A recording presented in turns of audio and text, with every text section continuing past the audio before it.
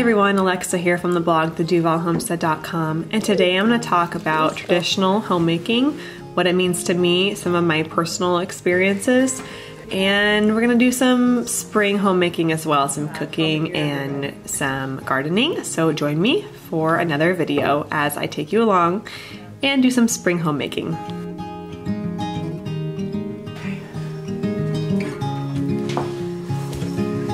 So I used to be a corporate tax CPA, which is far different from homemaking, but I reflect back on that experience and it really makes me very happy to be a homemaker now. I used to work like 60 hours a week and like push myself really far when it came to being in a career. Not because I necessarily wanted to be a CEO or something really, major career-wise like that, because I actually always really wanted to be a mom and a wife, ultimately. But when I was in my early 20s, I really had to pick something to do. I wanted to make an income, and that's what I did, is I got my CPA license and worked in corporate tax. But through that role, I learned that in order to live the life I wanted to live, cooking from scratch for my family, traditional living, traditional homemaking, traditional familyhood, traditional faith, traditional child upbringing, all of those things that were values to me, I didn't realize that those values were kind of unique in the circle that I was in terms of the working world that I was a part of. And those values were not able to really be met when I was working that much. So I don't want to harp on corporate accounting or any corporate job or any job at all for that matter, but I do want to say that I think it's a problem if you are prioritizing work more than your health, home, and family, because whatever you're prioritizing most in your life is what you're going to exceed at. So if you are only prioritizing work in your career, you will succeed at it. But something is going to have to go in order for that success to keep writing. Now, it's one thing to focus on a career or a job or a project or something for a short period of time, like a month or a week or a day. I mean, it doesn't matter what it is. Like I've spent late nights working on my blog or like editing this YouTube video. Like I've stayed up really late to do that once in the week because I do one video per week. So like that might happen one time per week and I recover the next day from it.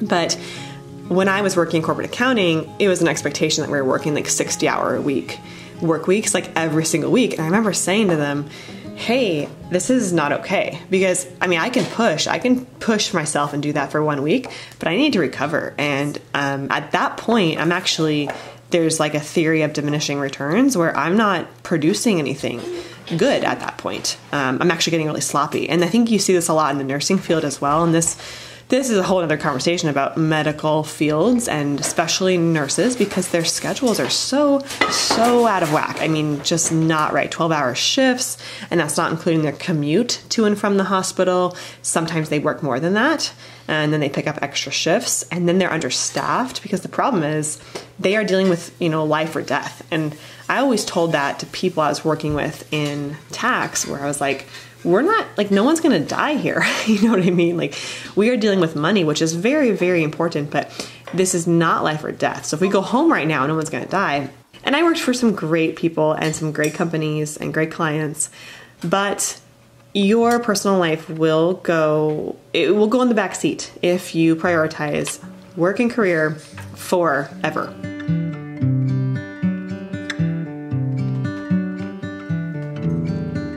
And that's not to say that if you work your whole life, that's a bad thing. That's a good thing. Like, my husband works. He's not going to stop working anytime soon. I work on my blog, not full time, but I do. So work is a good thing. It just needs to be balanced. It needs to be balanced, and it needs to be able to be put in perspective with your home and personal life. If you don't have the health of yourself and the health of your children or whatever your circle of people is, you're not going to have anything ultimately.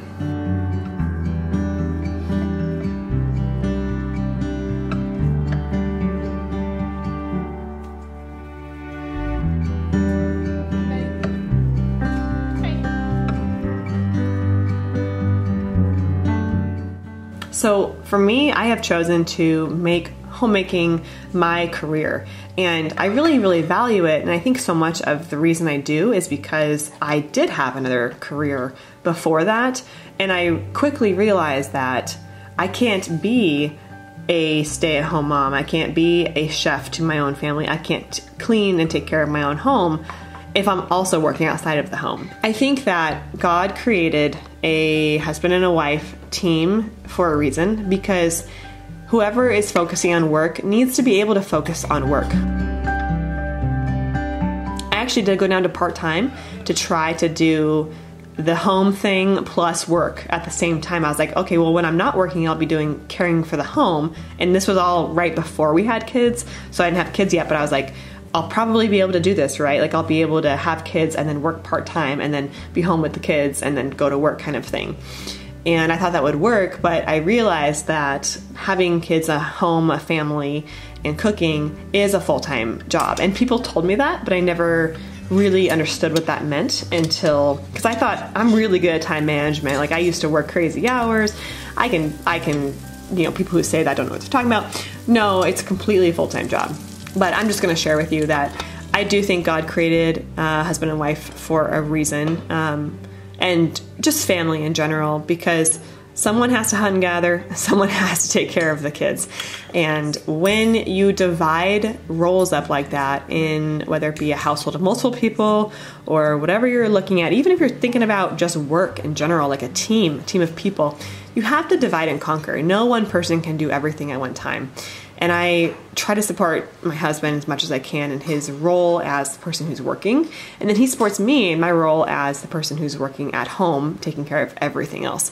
And I find that as soon as I have something that takes me away from that, that I fail at both of them. And so I think that being a full-time homemaker is just so beautiful. And if you're able to do it full-time, you're going to do a really good job of that.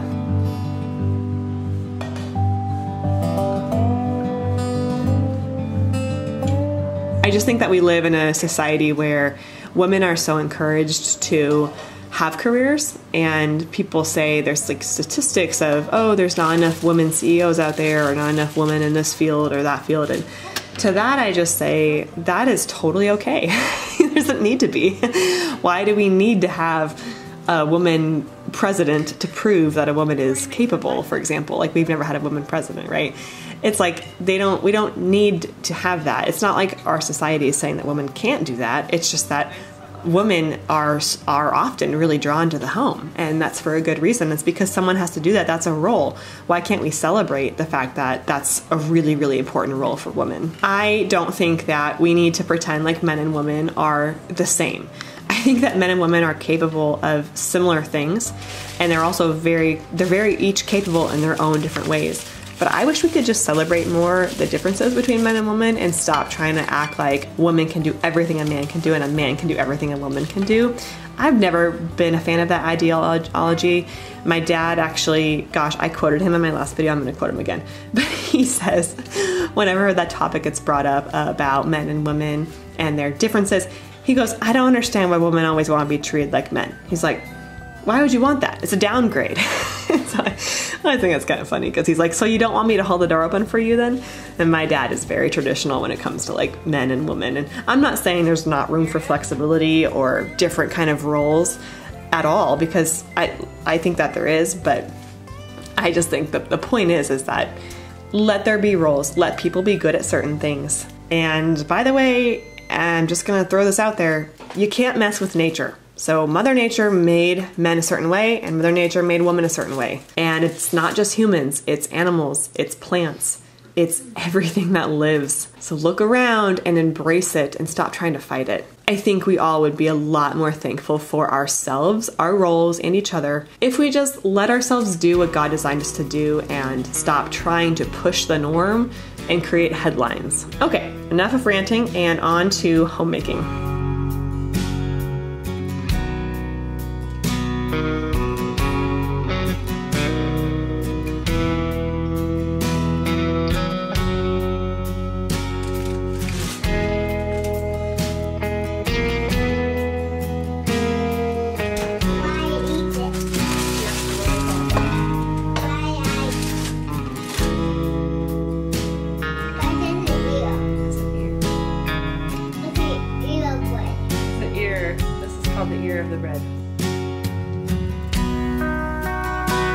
One thing I like to do in the springtime is bring freshness into our home. I love doing this a lot in the summertime, but I'm craving it more in the spring. Unfortunately, we don't have much to bring in terms of flowers or plants. So I decided to go to the store with my daughter and get some flowers. I don't want to spend more than $100, so that would be a quarter of it right there. We are doing a lot of weeding. As you can see, I'm just bringing my baby out here. We had a few really warm, sunny days, and I just love being out there in the dirt and being able to sit him up. He's now sitting, which is just so nice. If you're a mom of babies, you know that when they can finally sit, it's just so nice. They're so happy. And my husband just gave me a weeding tool that is magnificent. I don't know what it's called, but I was pulling them up with my fingers, which is fine. But some of the really big ones, you need like an actual tool. And our chickens love to eat the weeds, so I'm just delivering some weeds to them. But we just finished our cherry blossom season here in the Pacific Northwest. But man, the bees are out. We actually had a swarm, or a hive, like come and swarm one of our trees. One of our neighbors has a hive. So we got to see all of these bees up in the tree. Going around. Can you say hi?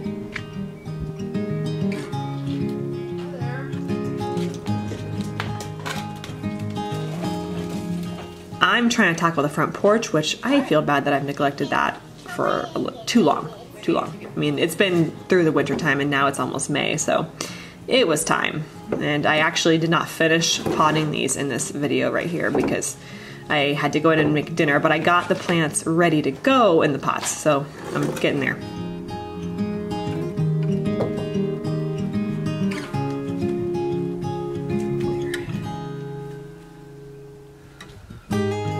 So back to the bedroom.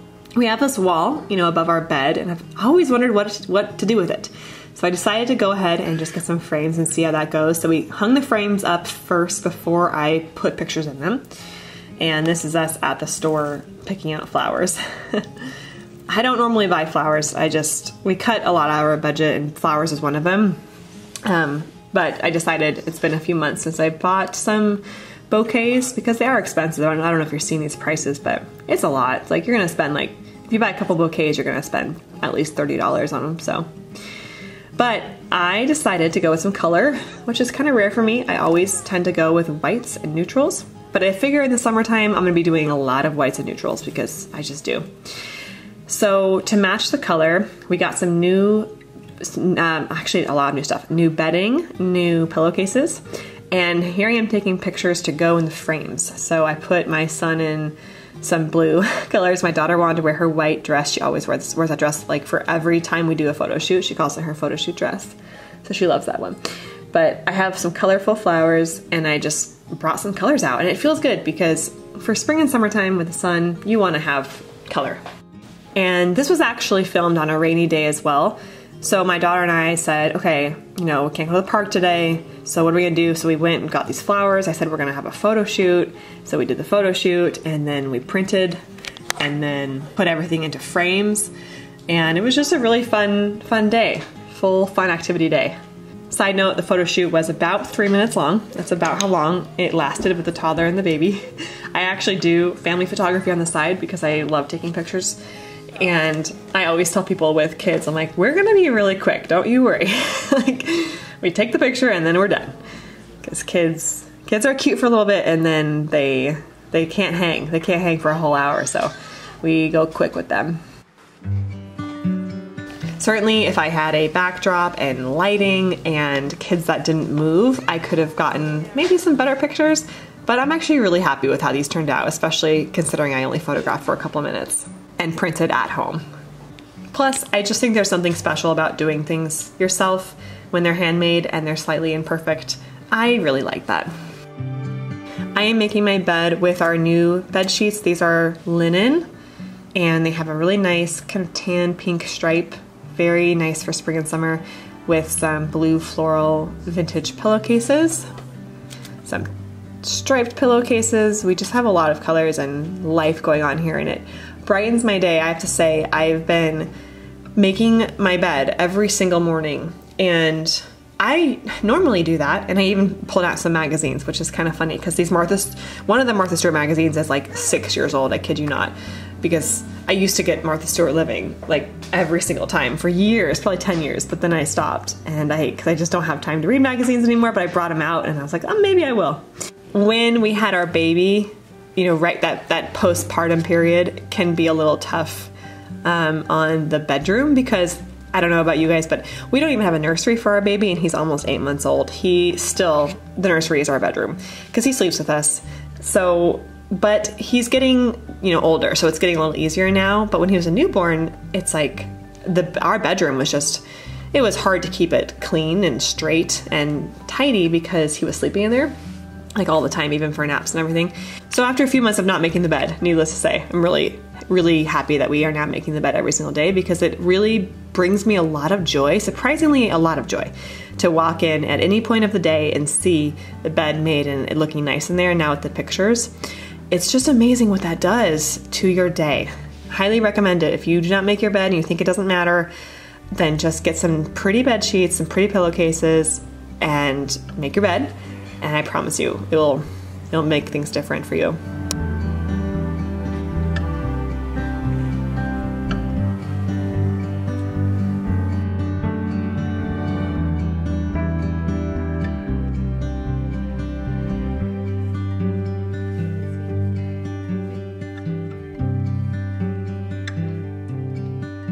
The chicken, and then I am making a roasted chicken for dinner tonight. This is one of my favorite recipes to make. It's perfect any time of year. And I'm gonna be putting a bed of sweet potatoes on the bottom and a whole chicken on top. Whole chicken is one of the very first things I learned how to cook when I was learning how to cook when I first had my own kitchen, which was age 23.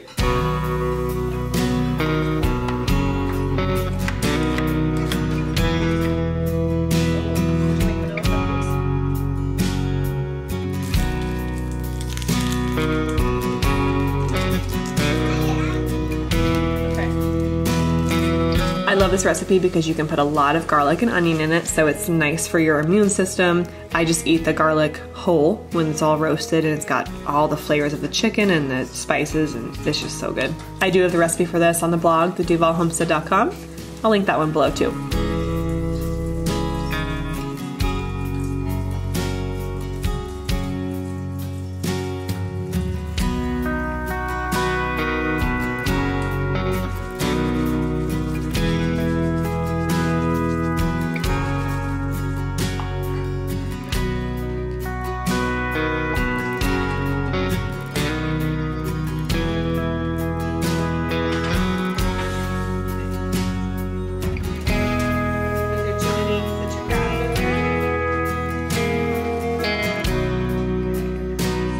And because we have a little more sunlight, I just feel more motivated to do more throughout the day, which is great.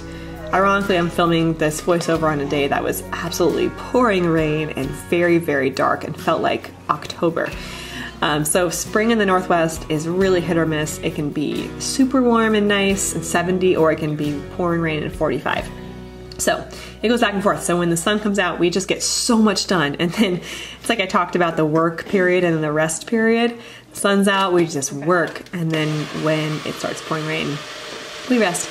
But I'm making popsicles here because popsicles are something we have on rotation at our house. It's just all year long.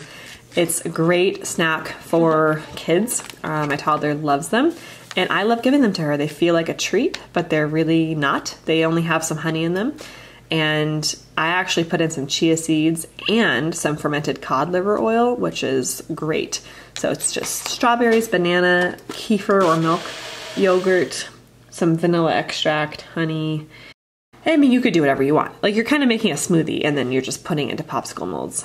Also, great activity for toddlers to do.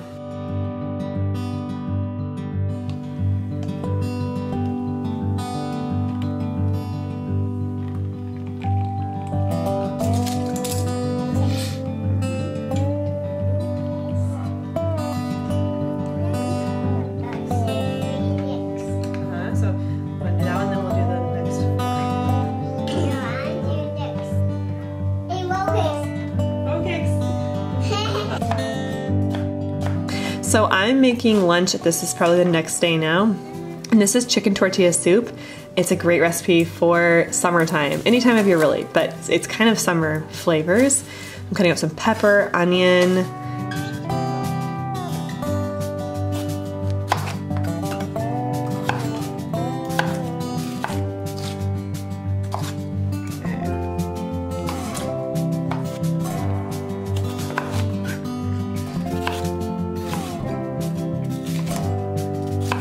and this recipe tastes like a taco in soup form. It is on my blog, duvallhomestead.com, so I'll link it. I'm gonna be throwing in some leftover chicken. Makes this really easy. You could also, of course, cook the chicken in there. But I add a bunch of peas and frozen corn. So this recipe can be made with a lot of frozen ingredients, which is nice. Of course, a lot of garlic. And then my seasonings. On this day, I took it really simple and just did salt, pepper, and chili powder.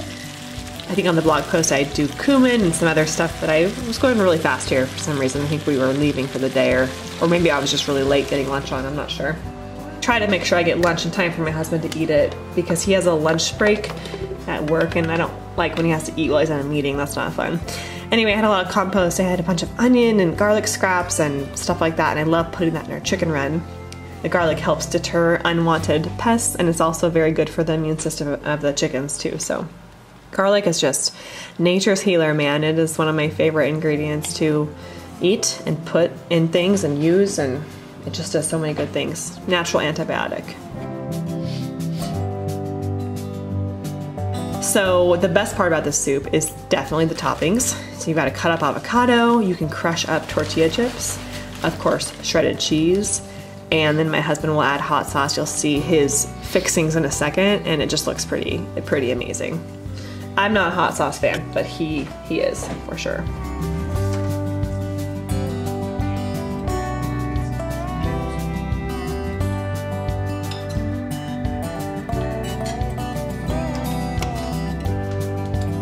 Well, thank you so much for joining me in this video where I took you along, talked about traditional homemaking, and of course we did a lot of cooking, some spring homesteading.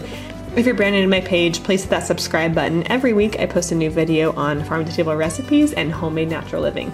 Thank you so much for stopping by the Duvall Homestead.